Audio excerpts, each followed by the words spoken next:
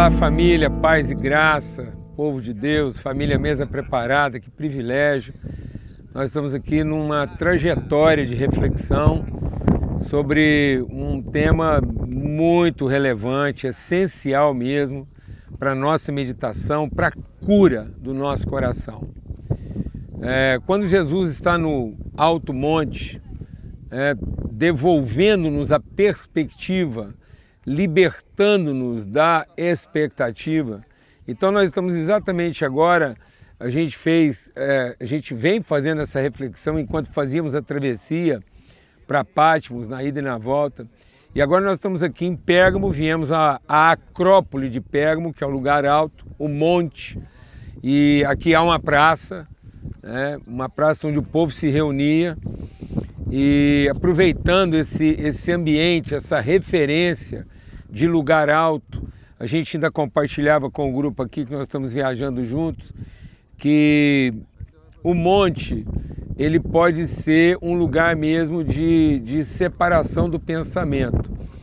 Não é eu até anotei aqui, porque é uma coisa curiosa que eu quero depois conversar um pouco mais profundamente. Arrependimento não é mudar de ideia. Arrependimento é ser transformado na forma de pensar. E às vezes, quando você muda de ideia, você pode ir para uma ideia pior ainda. Isso não é arrependimento. Arrependimento é constatar um errado e achar que porque aquilo está errado, a ideia que eu agora tenho pode estar certa, só porque são diferentes. Então eu quero dizer para você que o diferente de um errado pode ser mais errado ainda. Então é a forma de pensar, é a natureza do pensamento e não o tipo da ideia. E aí o lugar alto é para isso. E a gente estava meditando exatamente. Quando houve um conflito de dois amigos, a amizade de Abraão e Ló era tão grande que Abraão quis levar Ló com ele. Ele entendeu que Ló era a família dele, era a parentela que ele queria cuidar, o sobrinho que estava sempre com ele, o filho que ele não tinha. Só que o conflito deles não foi um conflito a partir de um errado, foi um conflito a partir de um certo. A expansão, o crescimento, a prosperidade, o enriquecimento, as ideias. Aí o grupo que trabalhava para um começou a conflitar com o grupo que trabalhava para outro. Normal, viu, irmão? Porque às vezes você está achando que para haver conflito de time, de equipe, de ministério, precisa estar acontecendo alguma coisa errada, não.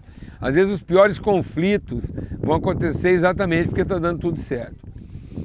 Mas aí eles vão para um monte alto. E lá nesse monte alto, o Ló enxerga aquilo que lhe apetece, aquilo que lhe satisfaz, aquilo que lhe atrai. Então, de um lugar alto, você pode olhar a cidade que você deseja, o lugar que te convém, a necessidade o benefício que atende a sua necessidade, aquilo que completa a sua carência ou que corresponde à sua cobiça. Mas do mesmo lugar alto, você pode entender o ambiente sobre o qual você vai assumir a responsabilidade, aquilo onde você vai cumprir um propósito. Então, de um lugar alto, você pode olhar o que você vai tomar e do mesmo lugar alto, você pode olhar o que você vai oferecer. Estamos à mesa com Jesus e os discípulos e há diferença de pensamento.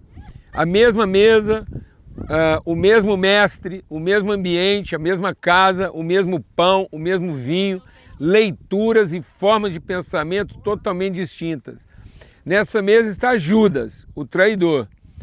E Jesus vai liberar Judas para o seu entendimento. Judas está entendendo uma coisa, ele está naquela mesa para tomar o que ele precisa, o que ele quer. Mas é só para a gente entender essa cena pedagógica. Agora vamos voltar àquilo que é o tema da nossa reflexão e que a gente quer considerar aqui, isso em várias sessões ou várias etapas. A ansiedade. Porque é exatamente a ansiedade a forma de sentir talvez a mesma coisa num sentido oposto. A ansiedade inverte o nosso olhar.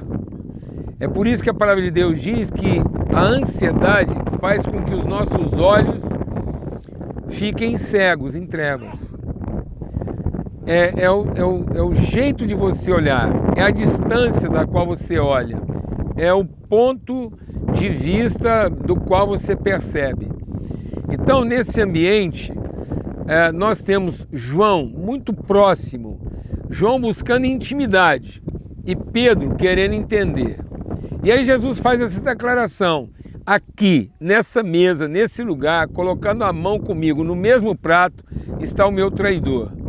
Então, a conversa é: quem é esse traidor? Há uma curiosidade normal. E aí os discípulos começam a questionar entre si. E é curioso, porque o Pedro, o texto, eu quero ler esse texto, porque é muito legal aqui. E aí diz assim, ó: quando Jesus prediz a sua morte, então ele está falando que chegou a hora e tal, e aí eu quero enfatizar a cena para a gente poder aproveitar isso melhor. Capítulo 13 de João, e aí diz assim, ó: Simão Pedro fez sinais ao discípulo que Jesus amava, que estava do lado dele. Então João está ao lado de Jesus, com a cabeça recostada nele, Pedro um pouco mais distante, e aí Pedro sinaliza, né, para o João. Então o texto está dizendo claramente: Simão Pedro fez sinais ao discípulo, chamado discípulo que Jesus amava, e ele sinalizou. Sabe aquelas coisas assim? Vou até tirar o óculos. Então, isso é tão comum na nossa vida, né? A nossa ansiedade. Então, é muito forte como que a nossa ansiedade, ela vai criando sinalizações. Ela não percebe que ela já não conversa, ela só sinaliza. Deixa o Espírito de Deus ministrar algo no nosso coração.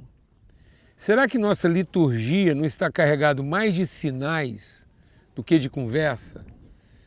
Será que nós não estamos gesticulando em lugar de abraçar, de conhecer, de perceber, de discernir? Será que nós não estamos adestrando as pessoas aos sinais, aos símbolos distantes? Então, na ansiedade, na curiosidade, a ansiedade é curiosa. E a curiosidade, ela tem pressa. E na pressa, ela não encurta a distância. Ela sinaliza a distância. Então, vamos deixar o Espírito de Deus ministrar o nosso coração. Um dos pontos que a gente quer enfatizar aqui é que a ansiedade sinaliza a intimidade. A ansiedade gesticula. A ansiedade é mímica. Ela faz mímicas. Ela cria uma coreografia própria no desespero de satisfazer sua curiosidade e não no empenho de buscar conhecimento. Então, em lugar de encurtar a distância, em lugar de nos aproximarmos, nós sinalizamos de longe. Muitas vezes nossa liturgia é uma forma de sinalizar de longe, como quem tem pressa de entender o que está acontecendo, e não uma caminhada disposta de aproximar para conhecer o que está sendo revelado. Vou repetir: a nossa ansiedade está produzindo uma coreografia de sinais, como quem tem pressa de entender o que está acontecendo, e não uma caminhada insistente, perseverante, longânima, de quem quer conhecer o processo e o propósito. Que o Senhor nos fortaleça e que, quem sabe, a gente possa melhorar um pouco a nossa linguagem, que seja a linguagem de quem pode conversar e não a mímica de quem está com pressa de querer entender. Forte abraço a todos.